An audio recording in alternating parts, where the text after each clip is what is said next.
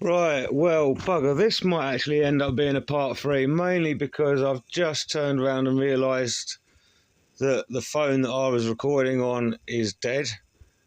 But anyway, this is the battery alive O, and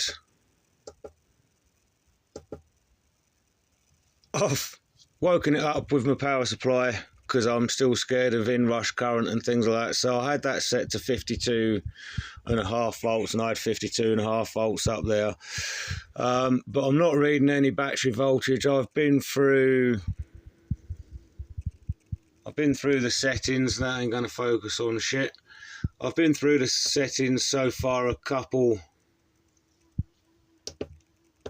I tried the obvious. Oh, I hate fucking everything. Wants a password. You just leave it alone, will you?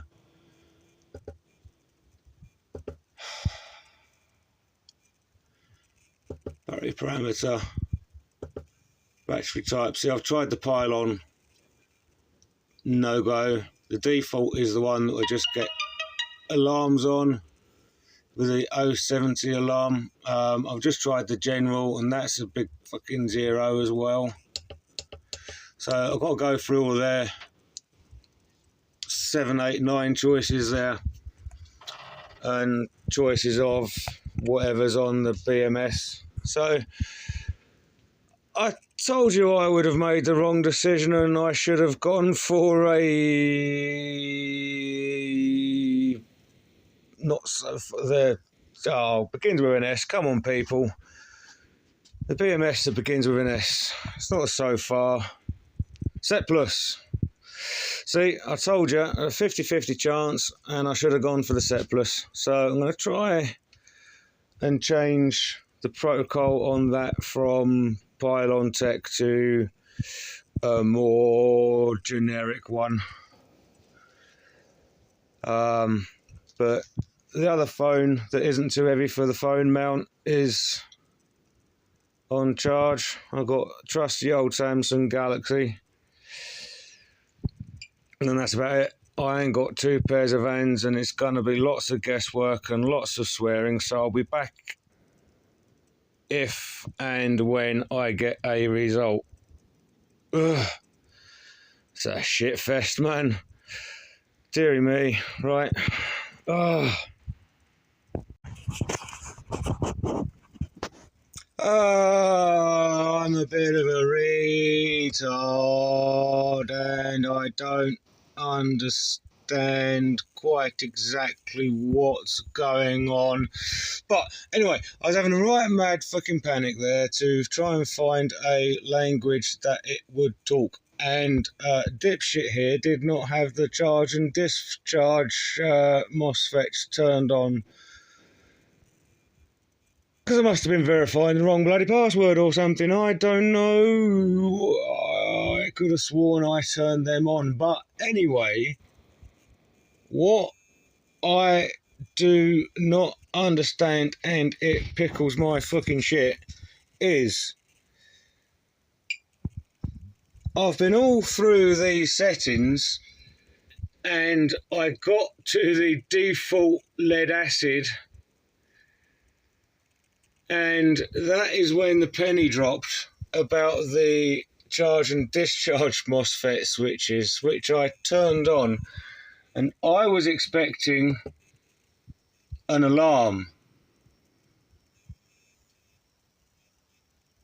I was expecting, because it's the same as before as the lead acid battery manual settings, I was expecting the 70 alarm that I was getting, but at the moment we're charging with 0.5 kilowatt,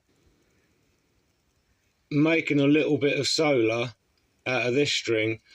We'll be making a little bit of solar out of the house roof, and minus whatever we're using, because it's a little bit cloudy and that out there. So we are actually charging with a little bit into said naughty little crappers. Oh, look at the state of that.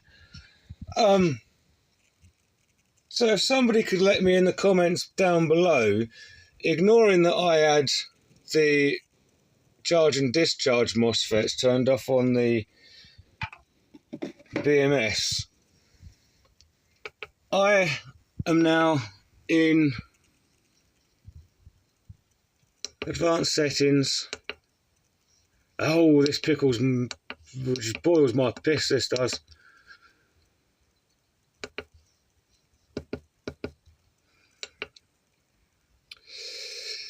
So the battery parameter, battery type, I'm on the default, which is the default lead acid that I had all the bother with these. The only difference is the inputted capacities.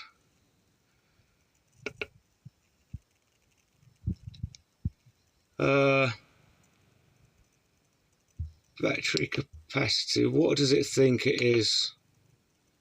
So the battery capacity is still, well, yeah, so that might be the only thing, is that battery capacity is well up at the 2000 ampere hours, but in reality this is 73.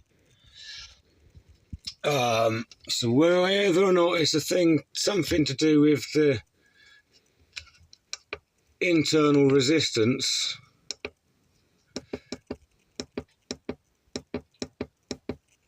and all that shit.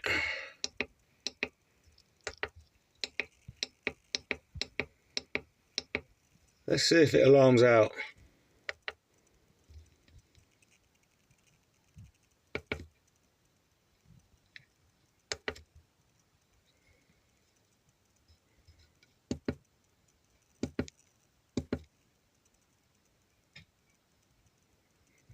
No, it has not alarmed out.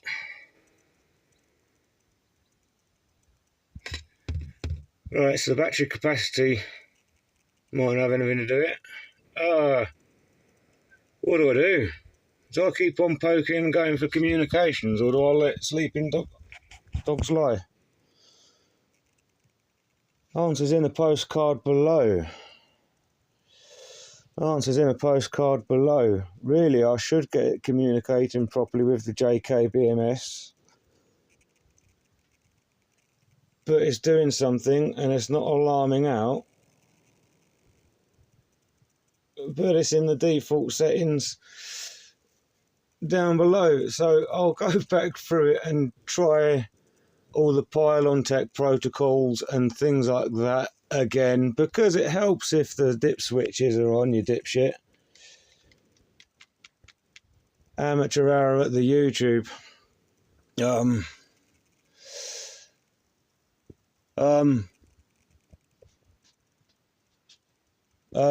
So this is like going to be part 3, because as I said, I turned around and looked and the other phone had died. So back to the other mobile phone. So this will end up probably being a part 3, just because I haven't got the editing skills to glue them all together from different devices. It's doing something, and it's running, and it's charging. So really, we need to do a kettle test. Because at the moment, this is generating not much. 250 watts, this is generating 300 and a bit going into the battery. And a little sniff going out to the grid. What I have got to check is I've got to check the hot water diverter box doesn't upset everything. The grid house roofy shit, that's already on. And previously, when I tried to wake it all up, I had completely turned off Big Blue and isolated it from the battery pack, and I completely isolated it from the roof. The house roof was completely turned on, so it was standalone, no interference at all with the big battery shelf. The only difference is capacity and internal resistance and shit. But I've just fiddled with the capacity down to the actual 73 that this takes, and didn't make any difference. So I don't know. Time to go and do the kettle test. I honestly can't believe myself that I got halfway through. I got halfway through the battery type selection list on this doodah, which is the default lead acid settings I was having all the bother with before.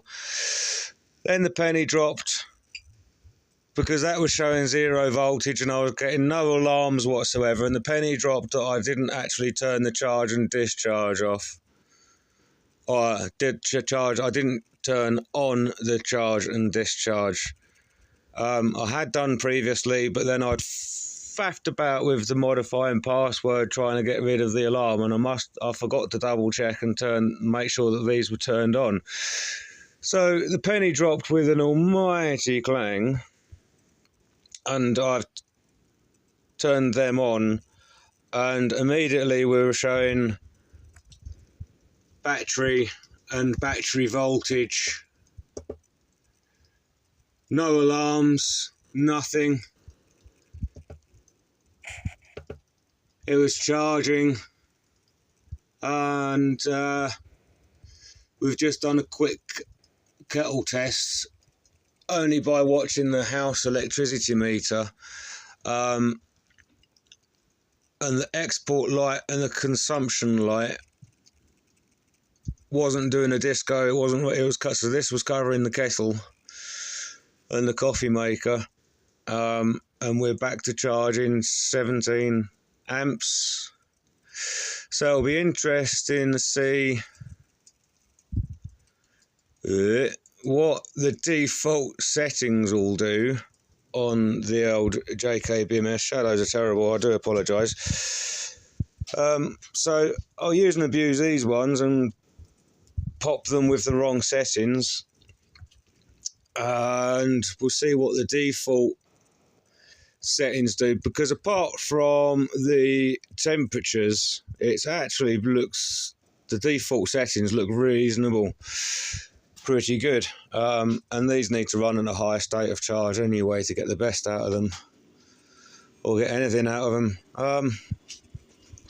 What is good is we are charging with more than this inverter is producing, so that's taken from the house grid tied as well, so we're snatching everything. Before we bought this, there's an ES and an EP version. We were going to get the ES, which was a couple of £100 cheaper, but there we explained the situation where we've got multiple grid tied solar plus future wind turbines and things like that. They turned around and said, oh, you need the EP version for that to be able to snatch everything, and it looks like that's correct. We're making 500, charging with 950.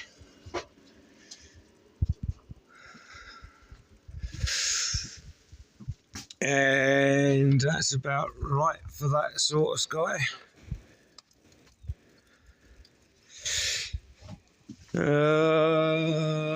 So I'm in a sticky wicket where I'm actually quietly content that nothing's gone on Flomley. No magic smoke has come out. That's working, but as a default lead acid that I've had all the bother with, I know if it's working, if it ain't broke, don't fix it. The only reasons that I've got that it didn't like the big battery shelf would be internal resistance between the worn out little cells and a mahoosive battery bank that soaks absolutely everything up. So I still need to transplant this BMS onto the big battery shelf, but so that means that I still need to work on the communication between the two of them. But to be honest with you, I was getting quite stressed and quite sicky earlier going through half of the list of the protocols on that and the inverter and the BMS. just for the penny to drop that it's a dipshit here. So I'm going to see how the battery pack and the default settings and whatever run until tomorrow, because I also want to go out and do other shit this afternoon. So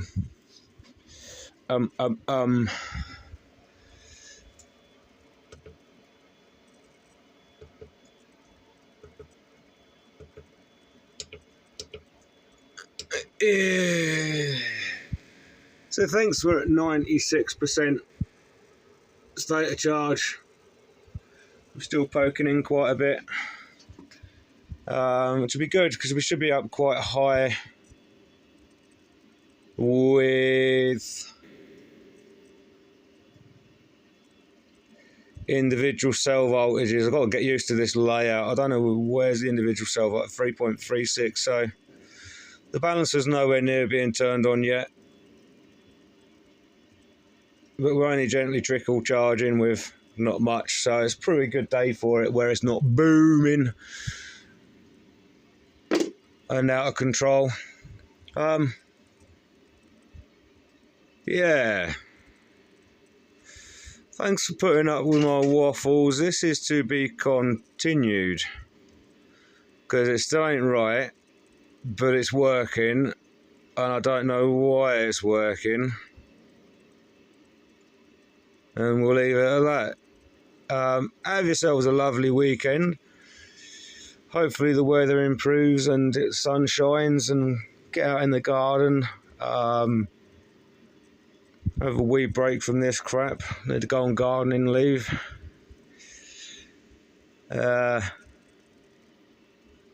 Decisions. I don't know what to say, I don't know what to do, but just I'm confused as you lot probably are, and we'll leave it at that. Have a good weekend. Look after yourselves. Bye bye for now. It's me again. Progress report. Ooh la la. Yeah. Right, the hot water diverter box does indeed interfere with proceedings, but there's a setting there that's a minimum power cut in that I've tweaked in. We are charging with 1.6 kilowatts and we're generating 2.5.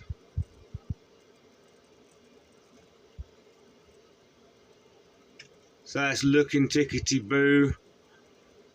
There's a bit going out to the grid, so the hot water is doing a little bit of its thing whilst we're charging batteries. So that's quite good. And the battery state of charge,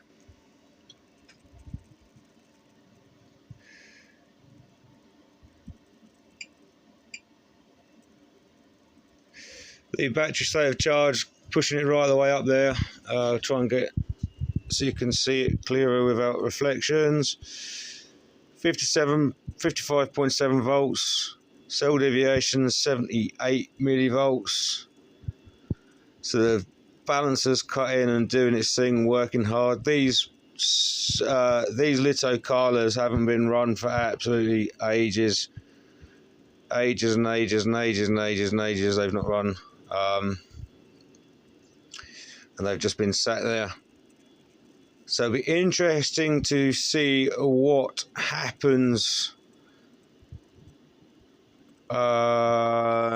with the high and low states of charge, and that is easier to achieve with a small battery pack than it is the big battery shelf.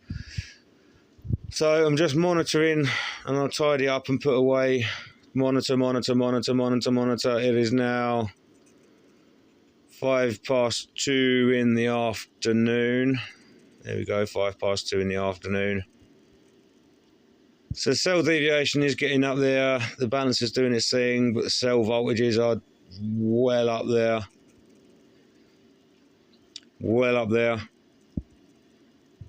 And she's taking it like a good one. So at the moment we're looking at, with the capacity of these things, of 70 ampere hours, call it. So quite a high C rate on these as well. I have seen higher than the 26 amps.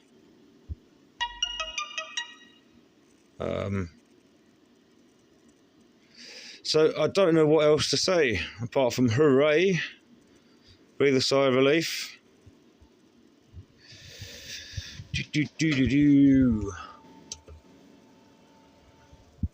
And there's a good sign as well, is that we're making 700 watts of solar from the Gumtree special panels, but we're charging with 1.4 kilowatts. So that's taking off of the roof as well. So there's some convenient cloudy spells out there, but it's still nice and bright and sunny. So the hot water diverter box, I've raised the minimum cut-in power.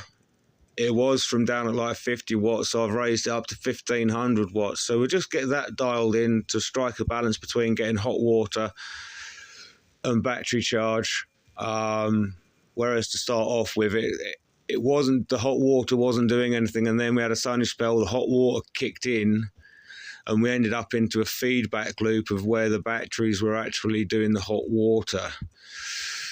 So I upped the minimum start power on the hot water diverter box, and that seems to have cured it. Because let's be honest with you, anything down low in the wattages won't run an immersion heater. So once we get to a certain cut-in point, it should cut in, and it seems to be cutting in and cutting off again. And we're not into a feedback loop like I was, so there's not much else I can do or say, really. I'm just going to keep an eye on what happens to the batteries and inverter when I reach the maximum voltages. Happy days. I forgot to say, old Big Blue, she's on half power at the moment because the stringer that's on the workshop roof is now plumbed into the SoFar. So she's on half power now, and is doing nicely in the sunny spells. We are up to 61% on that side.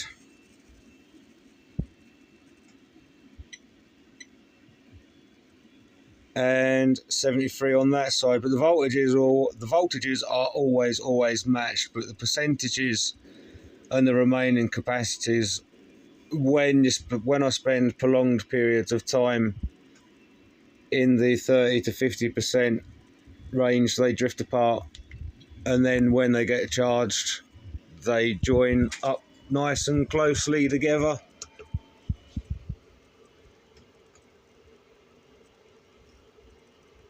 So we've got, I don't know why we would have 2.8 kilowatts of solar being generated, charging with only 1, so the hot water's taken its share, I would say. Nice sunny spell.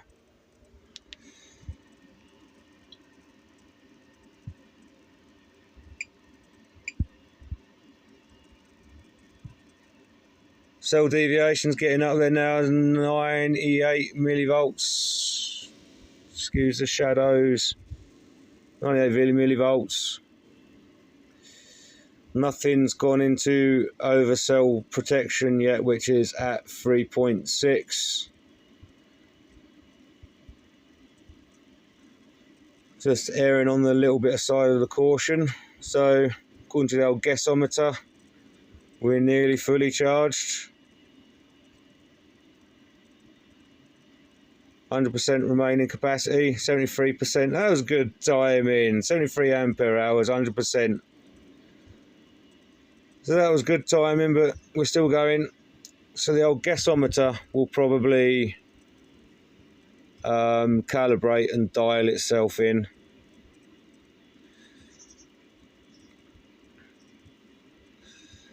Highest and lowest cells.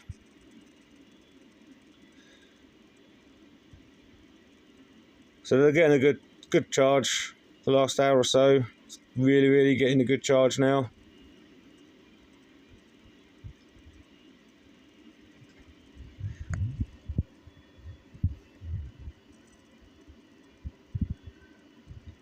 Here comes a right nice sunny spell, and just holding at the 16 amps as well. So either the hot water's doing its thing, or this thing's approaching some sort of float voltage and a higher state of charge and turning itself down.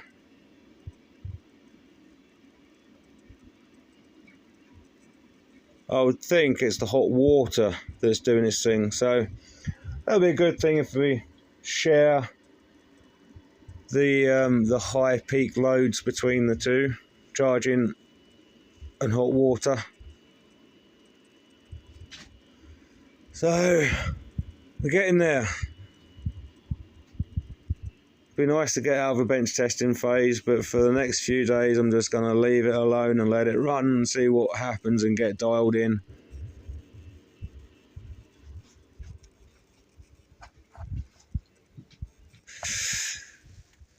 Oh, look at that. Oh, oh, burny wornies. Don't look at the sun and you burn your eyeballs. So it's been good having convenient clouds so we can run in and do a hot water test and the kettle test, and then cloudy spells and sunny spells. So yeah, I think it's going to be turning itself down because Big Blue's spanking it in.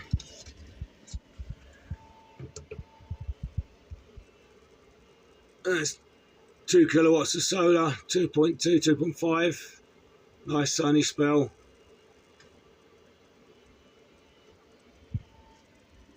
What was the requested charge voltage?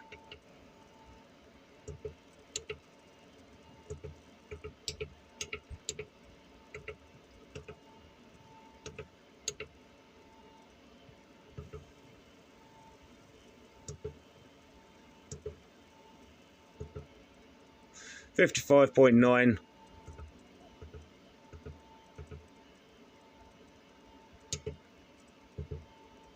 $55.9 is the battery voltage it's reading. 55.82, so very close to it. So this thing's throttling down now, I would say. I'll try and show you again because too far away. Sorry, an amateur. So the max charge voltage 55.9.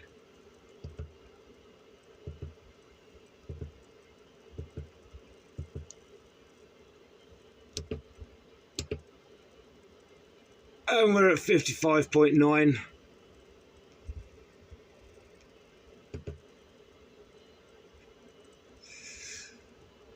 Grid voltage is quite high, 247 volts.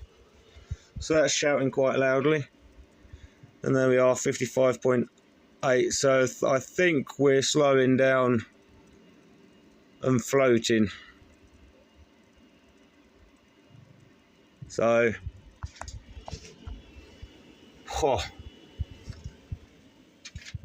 that's going to take some charging now, that shelf. Alrighty then. We will call that a almighty success. Still got to figure out the communication and why it is still, well, why it is now working with default lead acid settings. That's a mystery. Oh, beautiful. Bye bye for now. Look after yourselves. A nice, convenient, gloomy spell to end on. So this is the Gumtree Specials workshop roof solar panels, making 200 watts, and we've got 400 watts being charged into the batteries. So it's taking what the grid-tight house roof